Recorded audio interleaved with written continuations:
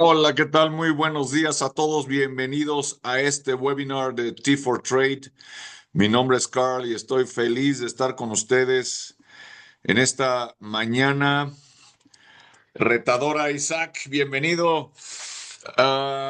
Y todos los participantes de forma anónima. Eh, um, Tenemos una semana comenzando. El año se ha ido como agüita, como dirían algunos, como agüita de Lourdes. Y pues como dicen también, esto no se acaba hasta que se acaba. Estamos viendo preliminares del bagaje necesario que necesitamos como traders para ser traders rentables. Estamos en el segundo webinar de este bloque de 30, donde estaremos atacando nuevamente lo que es la presentación introductoria, ah, la cual, por supuesto, pues hemos cubierto ya la parte de lo que viene siendo el sistema financiero actual, basado en el Bretton Woods de 1944. Ya no es 100% Bretton Woods, ya tenemos la presencia de China y por supuesto esto hace que el sistema financiero mundial pues esté atravesando por una fase de transición y de cambio interesante. Claudia, bienvenida. ¿Y qué sucede? Pues que de alguna manera tenemos una economía que se encuentra polarizada, dominada todavía por Estados Unidos, pero por supuesto el dólar compartiendo poder, digamos, con el euro, pero en cuestión de operativa financiera, China domina ya cerca del 25, del 30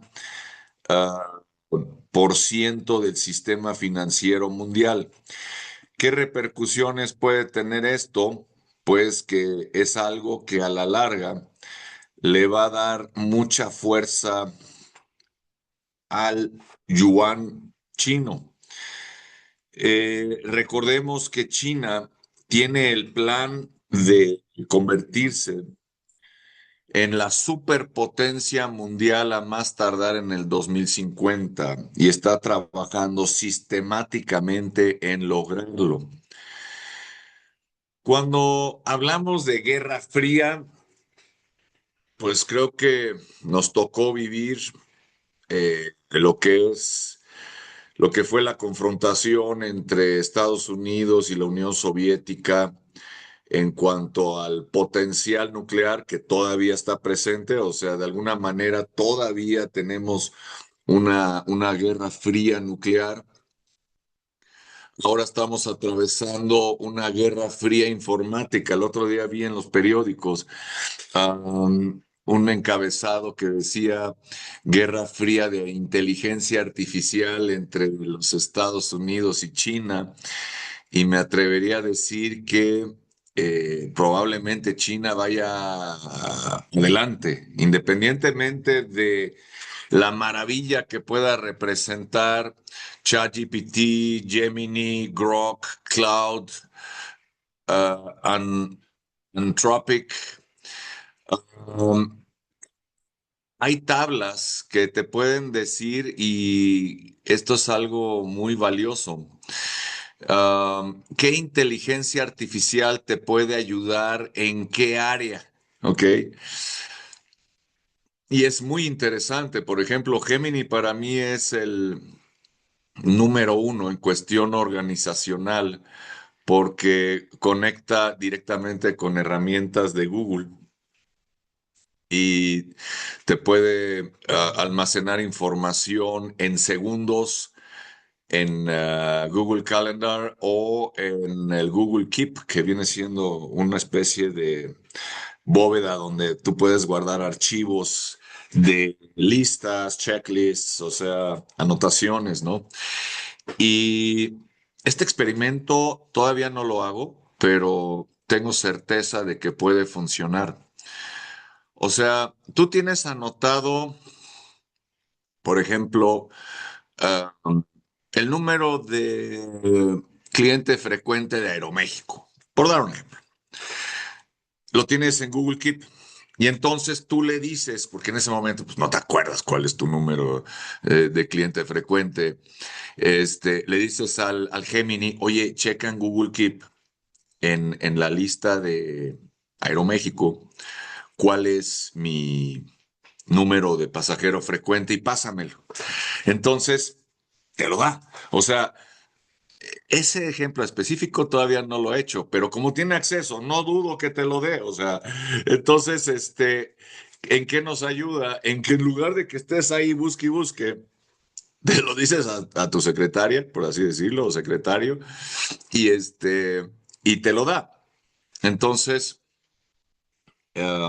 tenemos una revolución de inteligencia artificial que nos está tocando experimentar algo que no había vivido la humanidad en toda su historia y cuyos alcances desconocemos. No, no le voy tanto a la aproximación de Terminator, ¿no? Pero sí a la de que la inteligencia artificial se está volviendo Terminator de muchos empleos y es, digamos, el punto en donde el trading toma relevancia para que no nos agarre desprevenidos. La gran mayoría de las personas que de pronto ya no cuenten con su empleo van a querer saber de trading ya y no se puede. O sea, y depender a ciegas de una herramienta robótica tampoco es lo ideal porque siempre, digamos, lo ideal es por lo menos saber cómo funciona, y tener la idea también de cómo generar nuestro propio sistema de trading y que después lo podamos automatizar. Am, Estábamos hablando de la estructura actual del mercado, en donde tenemos estos tres jugadores o elementos. ¿Qué pasó a finales del siglo pasado? Los bancos, bancos centrales, bancos internacionales, empresas financieras, han hecho trading toda la vida y especialmente en el mercado Forex. Además, contando con apalancamiento, entonces eh, podríamos quedar sorprendidos de la magnitud de las utilidades que pueden tener los bancos a comparación de los rendimientos o intereses que nos puedan ofrecer. Y ellos, por supuesto, tienen sus mesas de remate donde ellos están generando ingresos a través de operaciones que van colocando en el mercado. Ahora, un banco central como el Banco de México, bancos internacionales, pueden colocar posiciones directamente en el mercado sin tener que depender de brokers, sí, porque son mayoristas. Aun cuando también colocan capital con brokers u operadores que tengan sistemas automatizados que puedan funcionar como un respaldo a lo que ellos ya están trabajando. Nosotros como traders minoristas no teníamos acceso a este mercado de trading hasta que aparece Internet. 1996 en adelante, de pronto tenemos acceso a Internet, pero si yo como trader independiente quisiera participar en el mercado, podría llegar con Deutsche Bank y decirles, oye, quiero tener una plataforma de trading, servicio apalancado, una cuenta segregada, atención 24 horas. Am, y el banco me diría, perfecto, señor Prats, podemos hacerlo, pero para que esto pueda ser y representar un cierto negocio para el banco, porque eh, dirían ellos, ningún banco hace nada de a gratis, ¿no? Pues tendría usted que tener una cuenta con nosotros de unos 15 millones de dólares y colocar posiciones de unos 100,000 dólares más o menos, ¿no? Aunque fuera el apalancamiento uno a uno. Pues les diría, pues si quieren mañana regreso con más calmita porque no tengo ese dinero. Entonces aparecen los brokers. El broker es un intermediario consolidador que brinda el servicio y la plataforma a clientes independientes, a traders independientes para que puedan hacer sus operaciones. Acuérdense que tenemos dos tipos de brokers principalmente. En términos generales, la gran mayoría, si no es que el 99% son híbridos, pero tenemos los market maker que básicamente no se basan en la información que les provee los proveedores de liquidez, que vienen siendo de donde sacan la información de sus gráficos, pero la operación no sale al mercado porque además es pequeña y es rápida, ¿no? Am, y de ahí, bueno, pues la idea es que siempre operemos como lo hacemos, con brokers que tengan ya un historial firme, que tengan una normatividad sólida. En fin, hablaremos también de características más particulares de los diferentes brokers. Yo no he encontrado el broker perfecto, pero sé reconocer las fortalezas y debilidades de cada uno y siempre busco pues utilizar las fortalezas que estos brindan. Tenemos también los ECN, si gustan tomar nota. Esto queda grabado también en la página de T4Trade. En cualquier momento yo recomendaría ver los videos nuevamente. El ECN es el que se llama Electronic Connection Network, en donde es un broker que sí saca las operaciones. Antiguamente estoy hablando de hace unos 5 o 6 años atrás, si querías operar de forma ECN, la operación tardaba mucho en colocarse, a veces hasta un minuto entero, ¿no? Actualmente he quedado sorprendido con algunos brokers que no solamente tienen el récord de velocidad en colocación de posición, sino que además la sacan al mercado, o sea, son ECN. Entonces, la tecnología ha avanzado brutalmente. Generalmente, los brokers operan de forma híbrida, en ambos modelos. Entonces, gracias al broker, tenemos acceso a los mercados donde él, a través de que les gusta, si de pronto el broker tiene 100,000 cuentas, pues con ese capital él ya puede colocar posiciones importantes en el mercado interbancario, funcionando pues literalmente como banco también. Me atrevería a decir que hay brokers que tienen tal dimensión que superan hasta la de los mismos bancos. Es más, hasta pueden ser ellos mismos proveedor de liquidez de otros brokers. El caso es que nos permiten operar. La operación de un trader solo no impacta el precio del mercado, pero la operativa de todos los traders minoristas, que por cierto, escuché o pude ver que el número ya llega a los 80 millones de traders. Esto es interesante porque es una figura que en México, Centro, Sudamérica, el Caribe, no es tan conocida.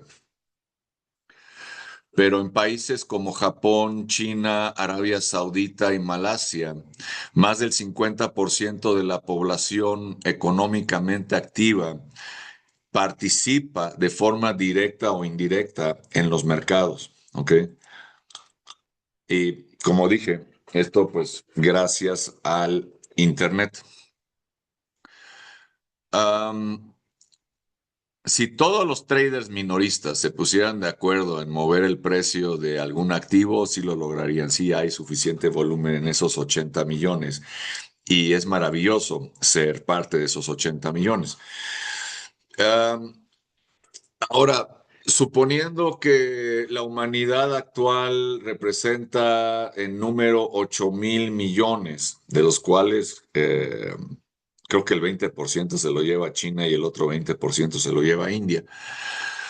Si tenemos 8.000 millones de seres humanos, el 10% son 800 y el 1% son 80 millones. O sea, estamos hablando que apenas el 1% de la humanidad participa de los mercados financieros, ¿no? Entonces, a ese grado es el potencial de crecimiento que tenemos en cuanto a cultura financiera, y ahí comparto totalmente la visión de Robert Kiyosaki del libro Padre Rico, Padre Pobre y de toda la serie de otros 30 libros, sistema educativo, juego de cash flow, que es un simulador financiero de estados financieros personales, uh, donde todavía estamos extrañados que elementos que tengan que ver con el trading no se vean ya casi casi desde el kinder, ¿no? De que en lugar de jugar con canicas, de pronto empieces a conocer velas japonesas. No nos vayamos tan lejos. Ya es de reconocer que universidades como el TEC de Monterrey y la Universidad de Anáhuac tienen ya trading floors, o sea, tienen ya salones, aulas con estaciones de trading. Y no es todavía una carrera, pero es por lo menos una materia. Entonces, ellos ya tuvieron la visión de ver que para que sus propios alumnos egresados salgan lo suficientemente bien preparados, tienen que salir con conocimiento de trading. Entonces, um, la evolución del ser humano a veces es un poco lenta. Los visionarios que de pronto aceleran su paso, como bien lo hizo Michael Burry en el 2008, cuya película The Big Short o El Gran Corto recomiendo mucho. Um, Warren Buffett, ¿no? Estamos hablando de alguien que empezó a hacer trading en 1970, o sea, o antes, ¿no?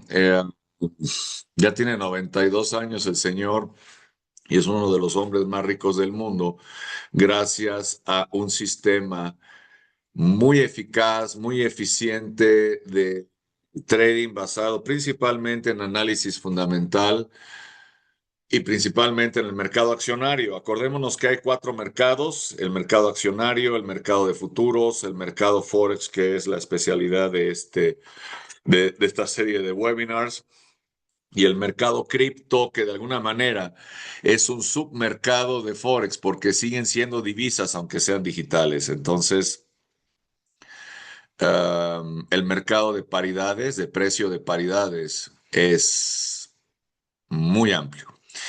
Entonces, esta es la estructura del mercado. Los principales participantes del mercado, como lo venía yo, digamos, mencionando, tenemos a los bancos centrales. Es una entidad misteriosa. Vista desde un punto de vista superficial, viene siendo una entidad con la que todos estamos familiarizados, pero tiene raíces desconocidas y ocultas. Vamos a entender esto. Y voy a poner para esto un ejemplo. La Bolsa Mexicana de Valores. se oye como que es de los mexicanos, pero es privada. Es de Grupo Bolsa de Valores de México, que por cierto ya no tiene el monopolio y ya apareció Viva también como su competidor en Bolsa Internacional de Valores, con el 30% del mercado mexicano cuyas oficinas están sobre Ferrocarril de Cuernavaca. No en este edificio majestuoso frente a lo que era la palmera y ahora el árbol, en Reforma, ¿no? Eh,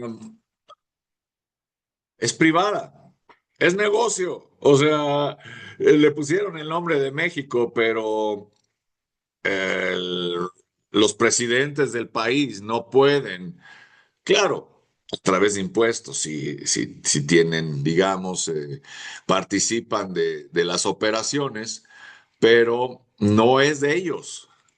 Y curiosamente, lo mismo ocurre con el Banco de México.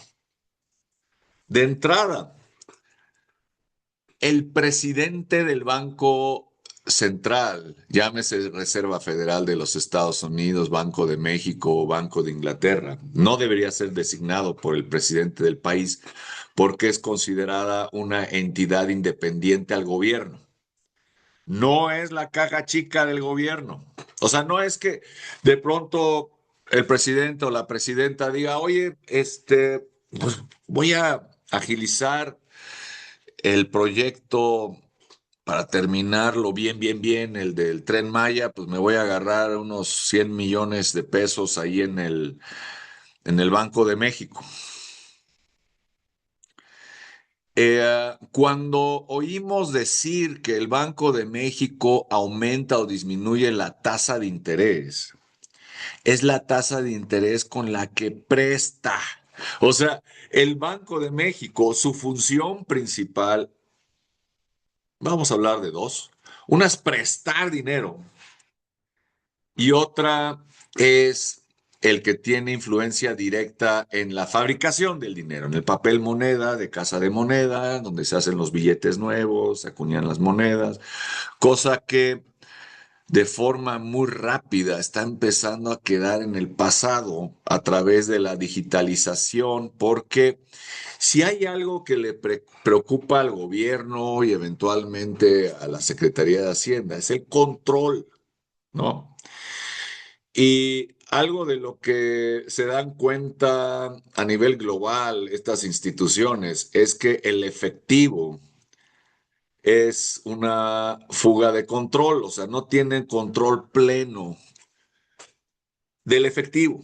Entonces, van a agilizar la digitalización de las monedas para que tengan un mayor control.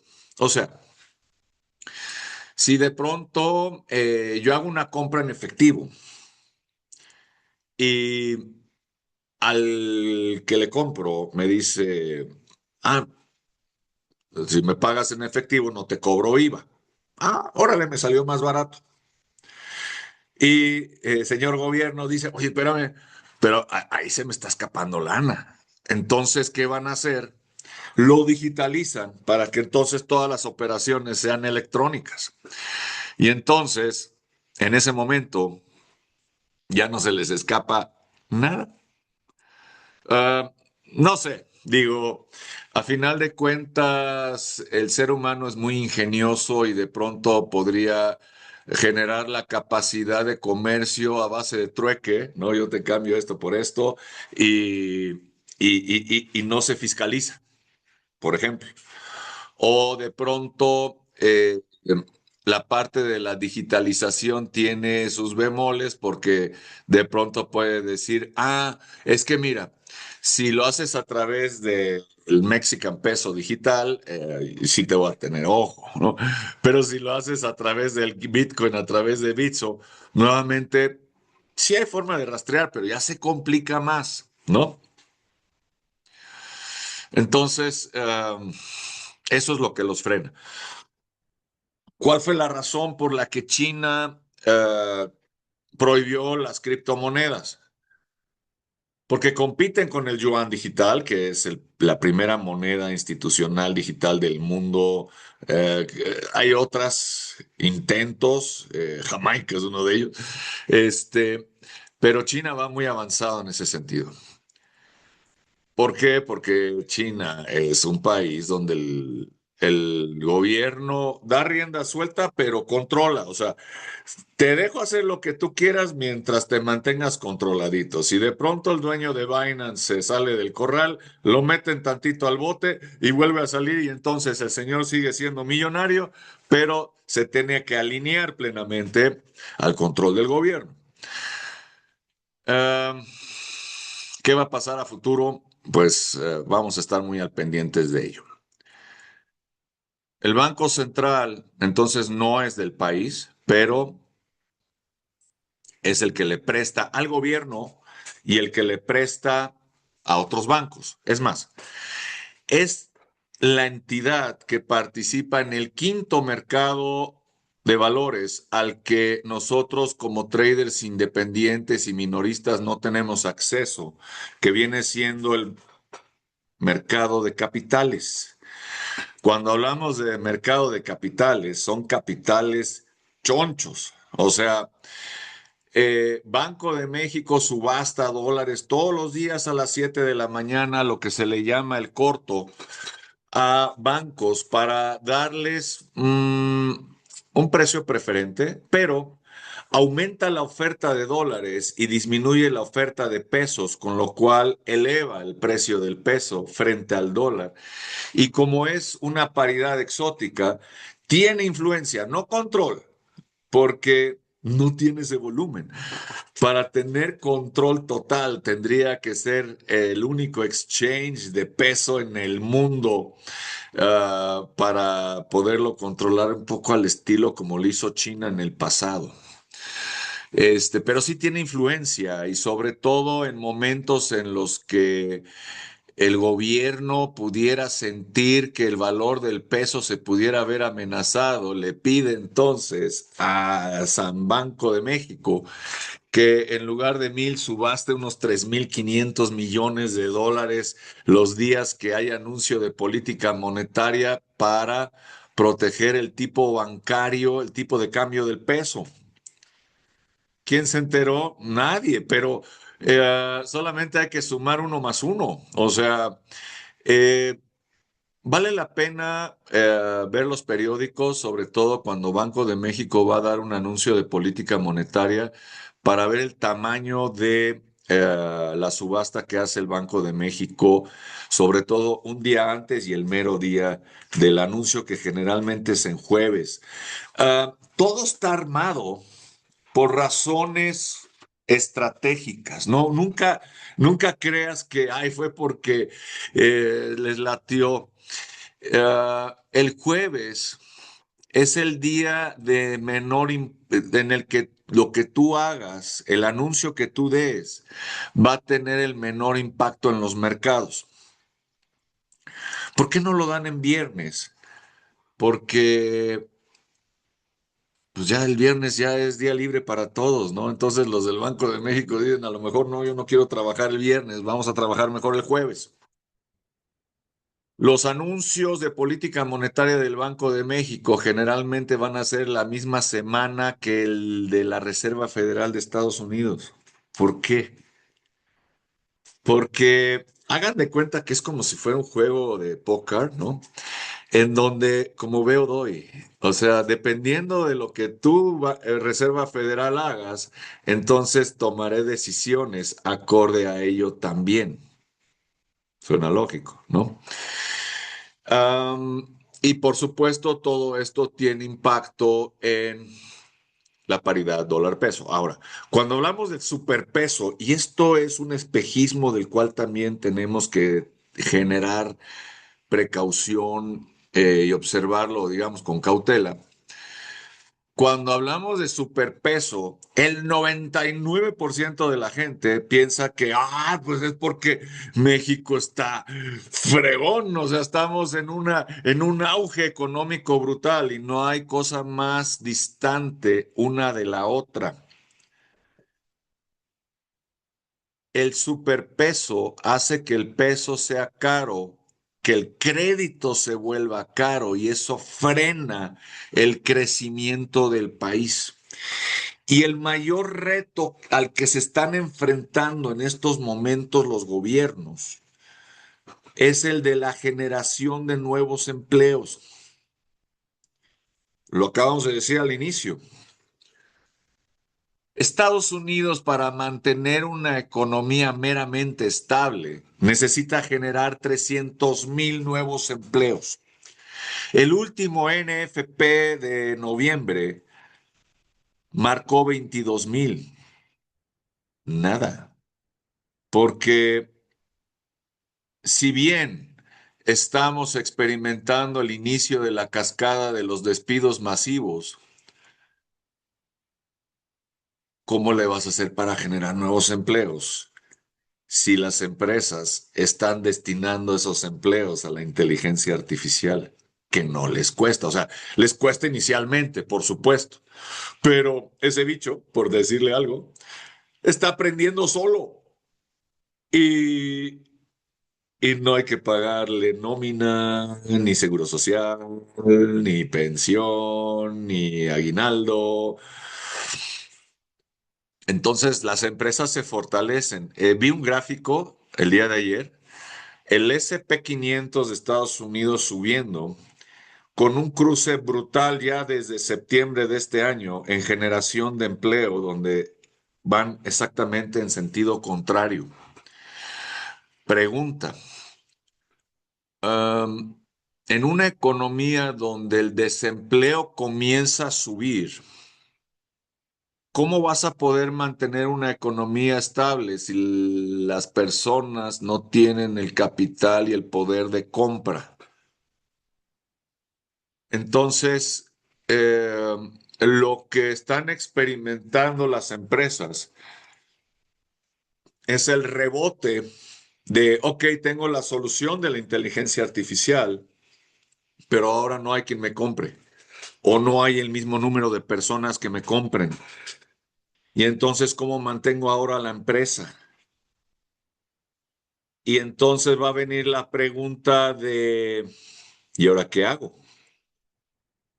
Entonces, me está costando menos, pero estoy dejando de ganar y entonces el precio de dejar de ganar es más fuerte que el de la inteligencia artificial.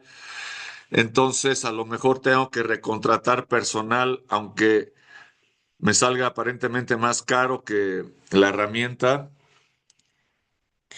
¿Será que los empresarios puedan llegar a tener esa visión? No estoy tan seguro.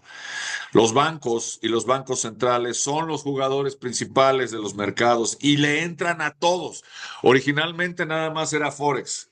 Los bancos es una guerra encarnizada donde le entran acciones, futuros, Forex, criptos. Eh,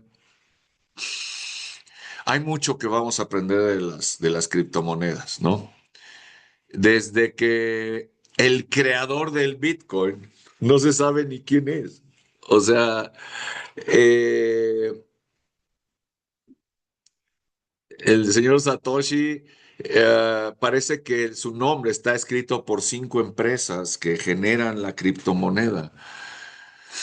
Y y esta, por supuesto, comienza a tener una capitalización brutal desde 2008, donde podías comprar 1,300 bitcoins con $1 y actualmente tiene el valor de 86, 87,000 después de una fuerte caída. Pero a lo que voy es que los bancos, vamos a hablar del Banco Central de El Salvador, o sea, ellos tienen su economía basada en Bitcoin, ¿no? Entonces, tienen momentos de auge bárbaros y de pronto tienen, a menos de que de pronto fueran en corto, pero tampoco creo que tengan esa visión. Habrá que ver qué es lo que hace el Banco Central de El Salvador, que tiene mucho de su capital invertido precisamente en Bitcoin. Las empresas. A veces pensamos, oye, ¿cuánto podrá ganar Liverpool, el Grupo Bayeres con el Palacio de Hierro, Walmart, ¿no? Amazon. Walmart genera $1 millón de utilidad en 39 segundos. Amazon lo hace en 41 segundos, o sea, Amazon ya compite directamente con Walmart y se ha vuelto su piedra en el zapato, ¿no? Eh, pero vámonos más a fondo todavía. Ellos no se quedan nada más con la utilidad guardada, participan en los mercados. Entonces, ese mundanal de dinero está produciendo más dinero, ¿no? Cuando hablamos de las familias más ricas del planeta, sus capitales superan el Producto Interno Bruto de muchos países. Miren que Liechtenstein es el país más pequeño del mundo, aunque, bueno, el Vaticano creo que todavía es más pequeño si se le considera país o estado, pero el Banco del Vaticano tiene mucho dinero. Liechtenstein seguramente también, pero otros países pequeños, imagínense el Producto Interno Bruto de Ghana, o sea, o de Costa de Marfil. Nada que ver con los capitales de Walmart, estaríamos de acuerdo. Entonces, este, las empresas participan en los mercados, por supuesto, los hedge funds, casas de bolsa, firmas gestoras de inversión, brokers de retail y compañías de transferencia de dinero.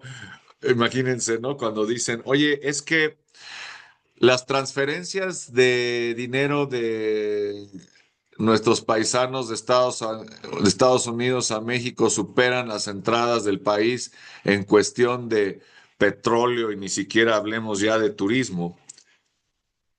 Ustedes imagínense la dimensión de los capitales de los que estamos hablando. Y inversionistas privados como nosotros, como traders, ¿ok? Participamos en el mercado, sí, y por supuesto también hay un cierto impacto que lejos está de ser de los volúmenes de los otros, pero que sí tiene un impacto y que cada vez va a tener mayor impacto con certeza.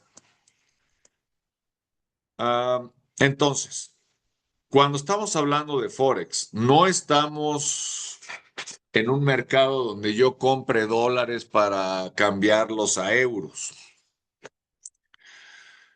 En el mercado Forex, a través del broker, lo que yo voy a estar comprando y vendiendo son contratos. A estos contratos se les llama CFD, Certificate for Deposit o certificado para depósito si gustan anotarlo. Si yo voy en largo para buscar generar una utilidad comprando barato y vendiendo caro, voy a comprar barato y vender caro, ahí voy a ir en largo. Si yo voy a buscar generar utilidad, si el precio baja, voy a vender caro para después, cuando el precio baje, recomprar barato. El broker es nuestro cliente proveedor. Lo que tú le pidas te lo va a dar a través de dos botones. Uno dice compra y el otro dice venta. Si vas en compra, vas en largo y buscarás generar utilidad si el precio sube. Y si vendes, entonces buscarás vender caro para después recomprar barato. Y es proveedor el broker, porque cuando tú le pones vender, la primera pregunta que se puede hacer nuestra mente es ¿cómo voy a vender algo que no tengo? El broker te dice, si tú quieres vender, yo te lo presto. Yo te presto el activo para que tú lo vendas, pero me lo debes. Entonces, te lo presta, lo vendes, ¿ok? Es como, voy a poner el ejemplo del petróleo. Me encanta este porque si suponemos que el precio del barril de Texas, el Texas, está en $100 y yo vendo el contrato con el valor de $100, ¿ok? Entonces, el broker me lo prestó, yo lo vendí, vamos a decir, en $100 y tengo $100 en la mano, ¿ok? Entonces, puedes decir, pues hice muy buen negocio, chin, pero todavía se lo debo al broker. Entonces, ¿qué va a suceder? Que Lo que pasa es que yo ya tuve la visión de ver que el precio del petróleo va a ir bajando conforme se utilicen más unidades eléctricas. Es más, Tesla ya sacó aviones eléctricos, los autos, los camiones, los trailers. Y entonces, a la medida en que la gente utilice menos combustible, el precio va a haber mayor oferta, menor demanda, se va para abajo y de pronto resulta que el barril del Texas Brent llega a 10. Entonces, yo recompro el contrato en $10, se lo regreso al broker y me quedo con $90, ¿ok? ¿Qué fue lo que hizo Michael Burry en la película El Gran Corto? En la, cuando tronó la burbuja del mercado inmobiliario en los Estados Unidos, todavía con ventajas adicionales. Y fíjense lo fuerte de lo que presenta la película.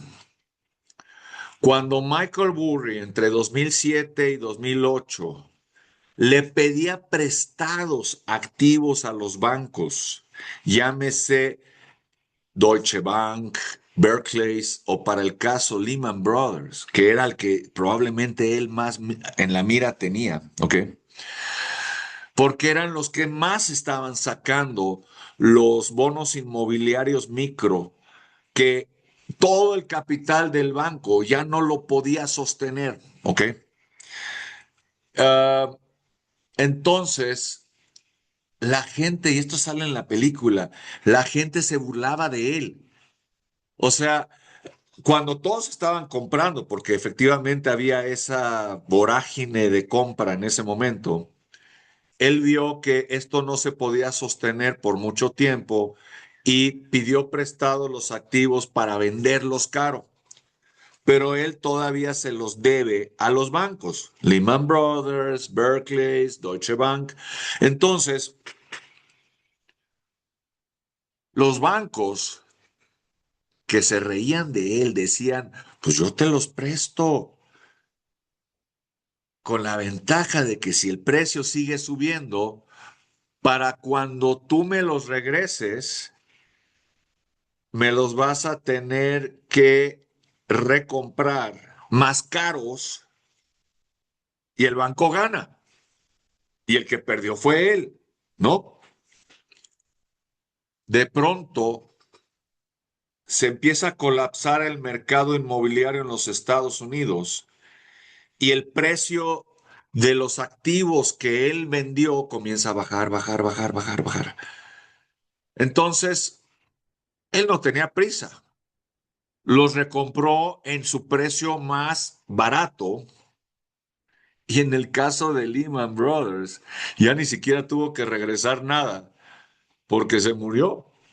O sea, se acabó el banco, quebró, ¿no? Ahí sale en la película como todos los empleados ahí van con sus cajitas para afuera porque el banco quebró. Es muy difícil que un banco quiebre. Para empezar, un banco central es casi imposible.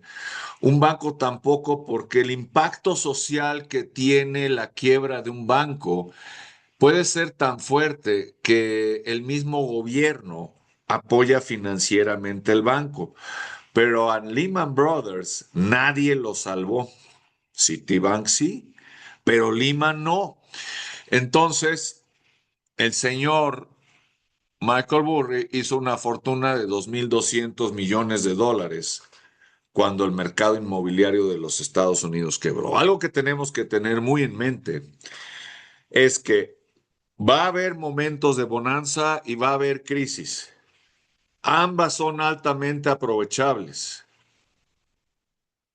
Si hay una crisis, de todas maneras está ocurriendo. Si tienes la sagacidad y la habilidad para colocar y vender, ir en corto cuando el precio está todavía alto y de pronto el precio se desploma y generas utilidad, con esa utilidad puedes ayudarle a otras personas también. Eh, Ese es el aspecto que yo recomendaría el que viéramos la serie Billions de Netflix, en donde Bob Axelrod hizo una fortuna al ir en corto en todas las acciones que tuvieran que ver con la industria turística, líneas aéreas, hoteles, arrendadoras de auto, navieras, ah, que fue la industria más afectada después del atentado de las Torres Gemelas. Hizo billones, por eso se llama Billions la serie. Y finalmente él dice, bueno, pero con esto yo pude ayudar a las familias de los bomberos que fallecieron cuando estaban tratando de salvar a las personas en semejante catástrofe, ¿no? Ahora, no tenemos que irnos a algo tan extremo. Un mercado necesita respirar y así como el Bitcoin subió a 126,000, bajó a 86, rompiendo todos los pronósticos de que debería haber estado cerrando este año en el rubro de los 200,000. ¿Qué pasó? Pues que cada activo tiene, yo lo podría nombrar como una especie de condición física. O sea, puedes tener un arranque bárbaro, pero si te cansas, necesitas un respiro, ¿no? Es como cuando de pronto pasamos a subir escaleras. A mí me encanta porque luego, y esto pasa mucho, sobre todo del lado masculino, ¿no? Estamos aquí varios amigos y de pronto, oye, se descompuso el elevador. No, pues hay que subir por las escaleras, órale.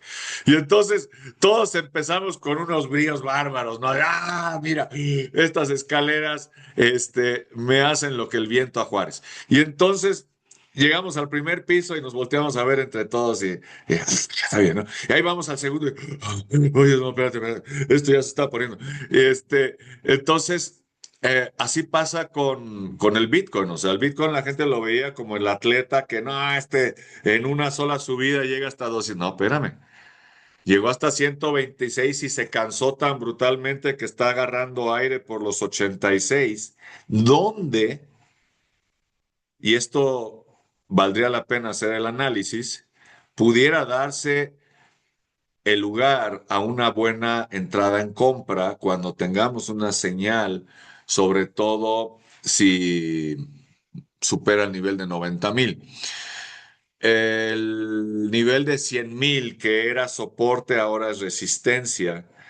Pero si nosotros compramos ahorita en 85,90 y rompe nuevamente el nivel de 100,000, entonces las utilidades se hacen muy buenas, ¿ok? Pero eso, eh, generalmente las criptos, lo que viene siendo la inversión en cripto, generalmente es solo un porcentaje menor de la inversión debido a la volatilidad que puede tener, a diferencia de un euro dólar que es mucho más estable.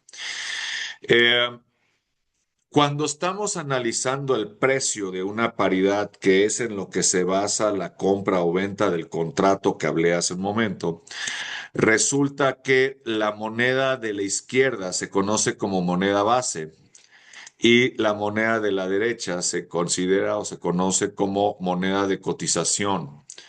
¿Qué quiere decir esto? Que hay una pequeña fórmula, una operación matemática en la que nosotros establecemos ¿cuántas unidades de la moneda de la derecha necesito para comprar una unidad de la moneda de la izquierda? Es un poco a la antigüita, ¿no? Nada más que antes las paridades eran fijas y ahora son fluctuantes dependiendo de la ley de oferta y demanda de cada una de ellas. Entonces, actualmente yo necesito en términos generales, 18,40 pesos para comprar un dólar, ¿no? Aquí está al revés, esta diapositiva la voy a corregir, aunque en este caso sería necesito 0,98 dólar para comprar un euro. Bueno, se puede también. Eh, entonces, siempre que veamos una paridad, vamos a sacar cuánto necesitamos de la derecha para comprar una unidad de la izquierda y muchas veces la de la derecha no necesariamente tiene que ser más débil que la de la izquierda. Eh, Yo creo que lo voy a dejar por lo pronto aquí para que el jueves ataquemos el punto que habla sobre los tres tipos de paridades en Forex, lo que vienen siendo las mayores, las menores y las exóticas. El peso, el dólar peso está dentro de las exóticas. ¿Qué representa esto? Ah, Cuando operamos, generalmente buscamos operar con las paridades menos volátiles que pudieran ser las que son más seguras como el euro dólar. Pero el operar con exóticas, aun cuando éstas puedan tener mayor volatilidad, también ofrecen beneficios adicionales. Lo importante es que tengamos una buena gestión de riesgo donde podamos blindar las posiciones y una vez blindada la posición, el activo puede tener una volatilidad brutal, se puede ir en contra y sin embargo nuestra pérdida en el momento en el que hemos igualado el precio del stop loss con el precio de compra, el riesgo es cero y la pérdida es cero. Esto es algo que vamos a estar viendo en webinars futuros. Claudia e Isaac, ha sido maravilloso presentarles esto conjuntamente a todos los participantes de forma anónima. Los veo el jueves a la misma hora en 47 horas. Esta presentación se las hago llegar por WhatsApp, terminando en cuestión de 1 o 2 minutos, para que la tengan. La idea es que puedan ir armando su, ah, ¿cómo les diré? Como su biblioteca electrónica de presentaciones, más aparte los libros, donde recomiendo de entrada el Sun Tzu, El arte de la guerra, eh, que aplica perfectamente en trading en cuestión de estrategia, sobre todo de negocio también. Y vamos a ir armando estas dos bibliotecas. Entonces, les hago llegar la presentación. Mientras tanto, un fuerte abrazo, saludos, excelente día. Mantengámonos atentos. Clau, vamos paso a paso. Vas a ir viendo poco a poco cómo vamos desarrollando lo que viene siendo el análisis fundamental, el análisis técnico, la lectura de gráficos y de esta manera vas logrando un mayor entendimiento de lo que se hace en la actividad de traders para que también puedas generar autonomía en cuestión operativa y podamos ser, digamos, más dueños de las utilidades que podamos ir generando y sobre todo el que a futuro podamos aprovechar las mayores oportunidades con el menor riesgo posible. Órale, un fuerte abrazo, saludos, muy bonito día. Los veo el jueves. Un fuerte abrazo nuevamente, saludos. Estamos en contacto. Chao, chao.